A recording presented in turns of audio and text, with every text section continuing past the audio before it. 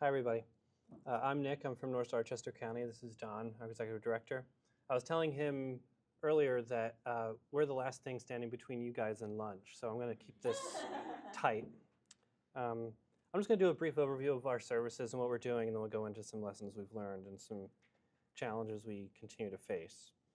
So at North Dorchester County, we've been around since 1993. We've provided the same program during that time, in just one program. We serve single parents. They're all working full-time. We provide ongoing rental assistance for up to 3 years to help make their rent more affordable while they work with us each month with our case managers to do budget counseling, financial guidance, things like that. So like I said, you have to be a single mom or a single dad living here in Chester County, working at least 35 hours a week. Kind of like what they were just saying, folks that are working full time, but they still receive some benefits, but often we're seeing that they're getting cut more and more. And so we're trying to fill the gaps in what they need and identify those needs. I always tell folks that our program is preventative, it's not curative, that we're trying to help them avoid the trauma of experiencing homelessness or eviction, like Homeless Sparrow was saying earlier. And we believe in the power of long-term support. We believe that it takes time to not just become stable, but then to maintain it even after our program.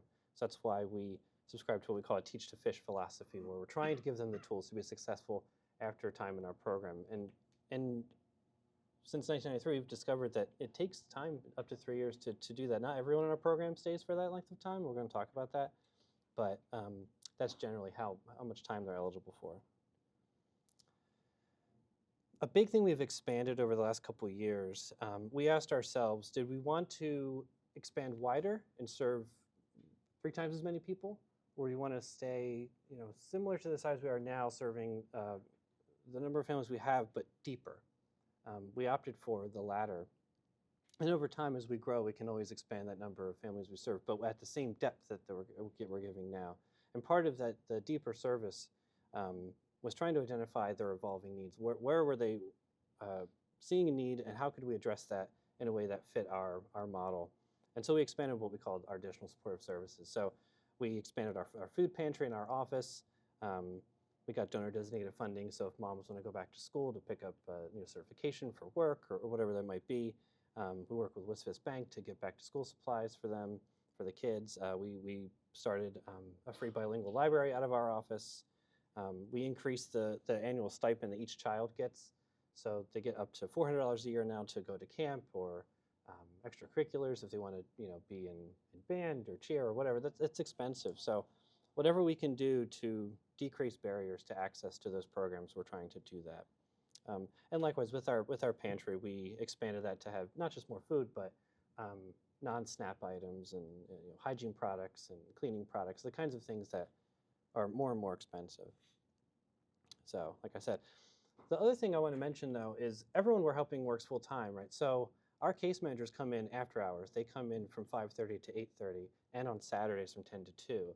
Because the thing we were noticing is that if you work full-time, when you get done work, the place you want to go to get help is closed.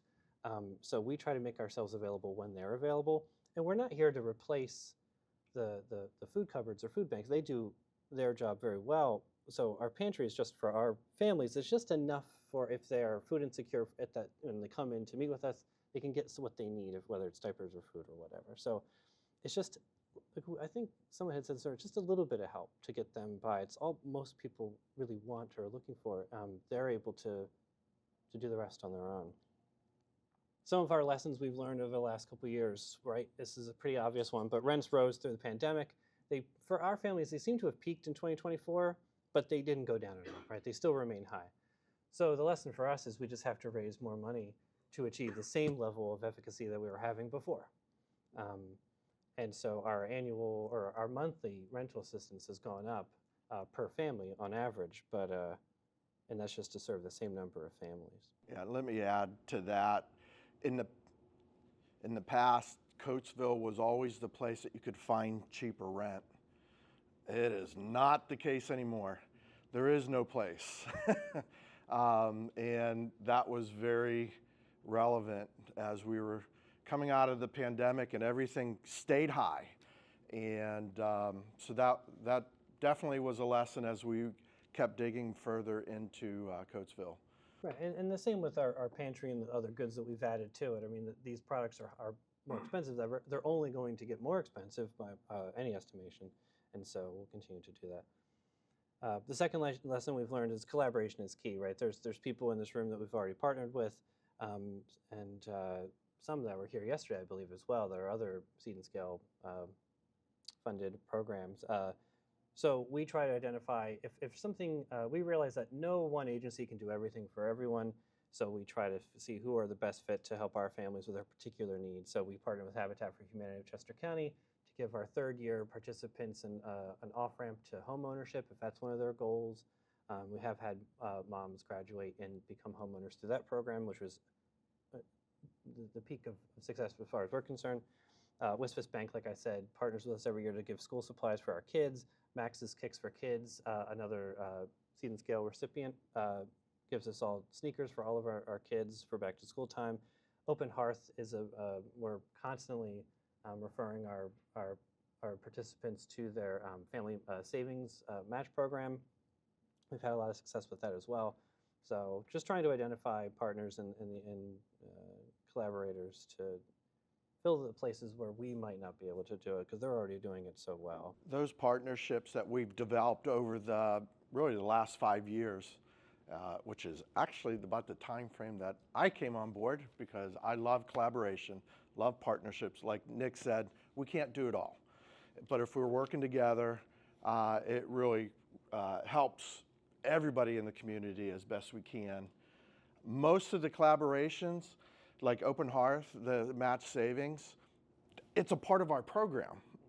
It's not, well, do you want, no, you're getting free money. You have a need, we're gonna help you with this. It becomes part of our program. Max's Kicks, people need shoes. It becomes part of the program. So we do more than, well, I don't want to say more than collaborate. I think, to me, that's a great way for collaboration to work. And again, lots of other partners that we've worked with over the years to kind of fill those needs. And then a recent lesson I think we're all learning is that the funding landscape can change at any time. We've been working, again, over the last 5 years or so to diversify our portfolio, but identifying new funding streams, such as this one, other foundations, and then growing our donor base. But I think that's a lesson that we're all experiencing right now. It's just the changing landscape of funding and how uncertain it can be. Some of our challenges that we've faced since I've been there 9 years, and this has been an ongoing thing. It's just locating families in need when they are ready for our program. Most of our calls we get, people are in the midst of crisis. They're either already behind in their rent by several months, or they are looking to move. Our goal is to help them maintain housing they're already in. So we're just in that middle spot. They're either calling us too early or they're calling us way too late. And that's the thing that we're continuing to go out and try and find those folks through our referral partners and other and outreach efforts. But that's a challenge that we've maintained for as long as I've been there. And then the other one, Homeless Sparrows touched on this as well, finding participants willing to meet our program expectations. Like I said, it's up to 3 years long. Our program, I give our participants a lot of credit. We ask a lot of them in return. They come in every month and do a budget with us, and yes, that is there's very valuable education there, but we are asking them to be transparent with their spending and to trust us with their bank statement and their spending. And so for folks that do stick with the program, they get a lot out of it, but we do recognize not everybody is looking for that. They have other needs, or they don't quite see the value in that up front when they're in the middle of crisis, like they're being evicted. It's hard to see the value in coming and meeting with our case manager on a Thursday night to talk about their budget. And some of the reasons we go to 3 years is that trust issue. Sometimes it takes up to a year or longer to build that trust over a period of time. We keep the same case manager with that family. And it's amazing the layers that come off. And that 3 years allows us to really not only take care of the immediate need, keeping them from being evicted, staying in the home, but also just some long-term goals that can help them be self-sufficient down the line. And but yeah, trust is definitely a big issue. So in the fiscal year starting in July, we've served 10 Coatesville families so far. We've graduated several as well during that time. I want to talk about one in particular. All the families that we've served this year in the last, let's say, 4 years have avoided eviction. One voluntarily left the program, but she did not receive an eviction notice. She voluntarily left and left her housing. But we served 24 families so far in this fiscal year. 23 were led by single mothers. So while we do serve single fathers, I would say it's maybe another challenge of ours is just locating single fathers that are interested in our services. Well, we know the need is out there. It's just a matter of finding them. So out of those 10 served, 3 were new. So we brought in 3 new families since last summer. I leaned over and I was like, I forgot, I didn't count before we came how many were new. So yep. The other thing I wanted to talk about, 2 quick graduates success stories that we had. I'll start with Valerie, actually. She was a Coatesville resident. She left our program early. She did not need to stay the whole time. When she came into our program, it was the first time she was ever living on her own. She moved out from her mother's house. She was raising her daughter on her own. She was behind in her rent, or struggling to maintain her rent, but she was behind in her credit card bills. She was just, in order to get by, she was just putting everything on credit. So in about a year and a half, a pretty short time by our program standards, she got her credit card payments under control, found higher paying jobs. She got a part-time job to even supplement that income and was far more stable. And so it got to a point actually where she no longer needed us. She moved to new housing, and she remained stable through that move even, which was wonderful to see. That didn't derail her progress. So she graduated early. Again, coming from a pretty precarious situation to being far more stable. We paid her rent, part of her rent during those 18 months, gave her a lot of guidance. We set her up with different partners of ours, like Open Hearth as well, to help her build savings. So she really did make full use of the program, and we consider her a success. The other one was Holly. She graduated also early from our program. She also went through Open Hearth's Family Savings Match program, saved to buy a home, and actually with her mother, the two of them, they together bought a house. So she voluntarily left our program early because she's now a homeowner. So we're very proud of both of them. They did a great job in our program. So that was all I've got, unless you want to add some more. No, there's plenty to say, but we'll leave it at that unless there's some questions. The only thing I'll say, those families that come in that have that decision making in their head that no matter what, they're going to make a change, those are the families that make the biggest change. So that's what I look for in the very beginning.